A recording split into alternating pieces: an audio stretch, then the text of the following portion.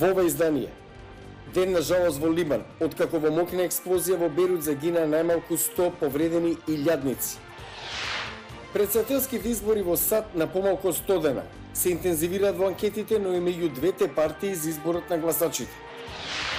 Меланија Трамп, првата дама на САД за заложбите и достигнувањата. Ќе ви кажем, останете со нас. Добро вечер од Вашингтон, ова е News Flash. Јас сум Јане Бојаджиевски.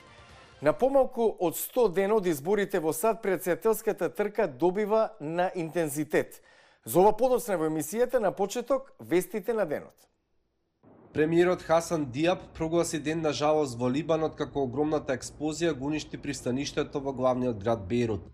Либанскиот Црвен крст денеска наутро соопшти дека повеќе од 100 луѓе се мртви, а најмалку 4000 повредени. Официјални лица изјавија дека очекуваат пораст на бројот на загинати, бидејќи екипите работат низ урнатините на оштетените згради, а многумина ги бараат исчезнатите семејства и пријатели.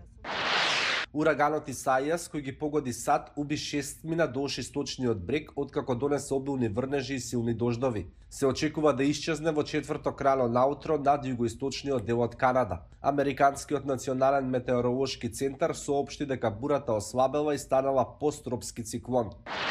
Гласачите во Канзас го избраа конгресменот Роџер Маршал од вкупно 11 републиканци, меѓу кои поранешниот секретар на сојузната држава Крис Кобач да биде номинација за Сенатот на САД на изборите во ноември. Како што јавува Брајан Паден од Гласот на Америка, претседателската трка во САД може се повеќе да се затегне, како што преминува од референдум за претседателот во избор меѓу Трамп и Џо Бајден, најверојатниот демократски кандидат. Рейтингот на претседателот Трамп се намали за време на продолжената пандемија на коронавирусот во САД, длабоката економска рецесија и граѓанските немири. Претпоставениот демократски кандидат Џо Бајден, кој беше потпредседател на Барак Обама, сега има двоцифрена предност во анкетите. Неговиот растечки рейтинг се должи во голема мера на постојаното критикување на Трамп за начинот на кој претседателот се справува со кризата на ковид и заради пораките на Твитер во кои не прифаќа одговорност за ситуацијата со пандемијата во земјата.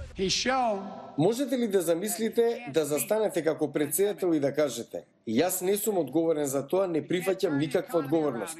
Буквално така. И покрај неповолните податоци од анкетите, поддржувачите на Трамп велат доколку САД ја забават стапката на инфекција со коронавирус или развијат ефикасна вакцина пред изборите во ноември, изгледите на претседателот ќе се подобрат. Колку повеќе фокусот останува на пандемијата, толку се подобри изгледите на Бајден. Секое прашање или комбинација на прашања што го оддалечуваат фокусот од пандемијата, веројатно ќе му наштети на Бајден и ќе му помогне на Трамп. Поддржувачите на претседателот исто така гледаат шанса во протестите кои во неколку градови беа проследени со насилство, така што неговиот повик за почитување на редот и законот ќе резонира. Бајден од своја страна беше внимателен и не ги поддржа повиците за распуштање на полицијата. Политички умерениот Бајден сепак изложи експанзивни и скапи планови за економијата, животната средина и здравствената заштита, за кои републиканците велат дека се социјалистички и дека ќе уништат работни места. Во исто време, силното спротивставување на претседателот на абортусот, контролата на оружјето и на илегалната имиграција веројатно ќе го одржи ентузијазмот меѓу неговите поддржувачи. Изборот на женски кандидат за потпредседател на Бајден, кој се очекува во наредните денови, може да ги привлече демократските гласачи, но и да ги оттуѓи умерените ако изборот им се гледа премногу прогресивен, или да ја подели партијата ако на изборот се гледа како на недоволно прогресивен. За 77 годишниот Бајден, познат и по неговите вербални гафови, предстојните претседателски дебати се ризик, но поддржувачите велат дека ќе биде подготвен за нападите од Трамп. Тој знае кој е неговиот фокус, тоа е економијата, здравството, пандемијата. На тоа ќе се држи на дебатите. Многу анкети во 2016 година направија погрешни процени дека Трамп ќе изгуби од тогашната демократска кандидатка Хилари Клинтон. Демократските и републиканските стратези се согласни дека и сегашните не гарантираат ништо за ноември. Меланија Трамп, првата дама на САД, пред да се омажи со Доналд Трамп, беше манекенка, имигрантка од Словенија. Керолин Персути за детали кои не сте ги знаеле за првата дама на САД. Stand up, Melania. Првата дама на САД, Меланија Трамп, секогаш достоинствена, со импресивен стил на облекување. Имигрантка која израснала во Словенија, поранешна Југословенска република од 2 милиони жители, каде се уште живеат незините пријатели од детството. Зело рада е брала книге. Беше многу позитивна. Сакаше да чита книги и да дизајнира. Правеше нова облека од стара. Љубовта кон облеката ја довела до првата работа како манекенка, а со тоа и во САД. Таа е прва имигрантка што стана прва дама на САД по сопругата на Џон Адамс во 19. век. Меланија и Доналд, кој е постар од неа 24 години, се запознале на забава и стапиле во брак во 2005 година. Барон Трамп бил роден наредната година. Тој сега е најмладиот председателски син во Белата куќа по Џон Кенеди Џуниор во 1963-та. Таа е неверојатна мајка. Многу го сака синот Барон. Ужива да оди на училиште и да спортува. Одличен спортист е. Засега сакам да биде подалеку од очите на јавноста. И Меланија се држи подалеку од јавноста, особено кога се појавува на настани за промоција на незините цели. Незината кампања "Биди најдобар" промовира добро состојба на децата. Во јули таа делеше ручеци во прифатилиште за самохрани мајки. Оваа кампања исто така се бори и против силејџиство на социјалните медиуми. Денешната технологија има возможува на луѓето да бидат анонимни, што често ги прави неодговорни. Таа јавно не коментира за твитовите на незиниот сопруг.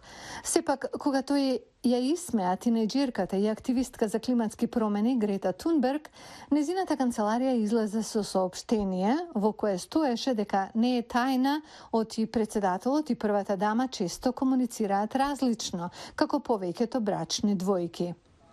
Има моменти кога и таа била цел на напади. Кога Трамп победи на изборите, словенците поставија споменик во незина чест, кој на денот на независноста на САД оваа година бил вандализиран, запален и потоа отстранет. Полесно е за првите дами кои претходно имале слични улоги, но за некој што никогаш немал владина функција, ова е тешка задача. Меланија Трамп е прва дама од католичка вера во Белата куќа под Џеки Кенеди. Таа е единствената прва дама што зборува 5 јазици.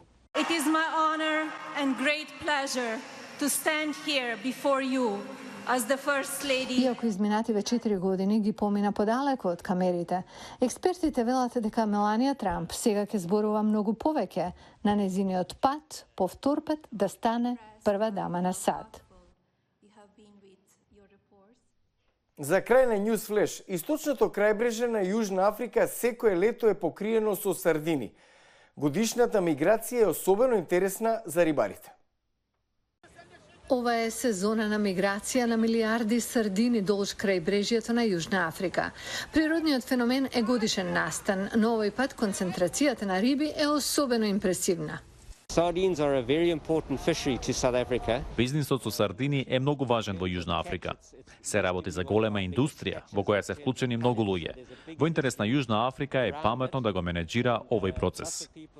Освен од економски аспект, миграцијата на сардините е важна и за опстанокот на другиот морски свет, како ајкули, делфини, китови и морски птици, кои се дел од регулиран, но многу чувствителен екосистем. Total annual catch or total allowable catch of sardine has dropped. Годишно дозволениот риболов падна од над 200.000 тони сардини на 20.000, како што беше случај минатата година.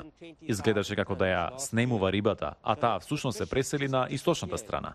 Глобалното затоплување и преголемиот риболов представуваат опасност за миграцијата на овие риби, промени кои се закана и за животот на локалното население и на целата економија, која се базира на бизнисот со сардини. Го гледавте News Flash на Гласот на Америка. Јас сум Јане Бојаджиевски од Вашингтон. Пријатна вечер, се гледаме утре.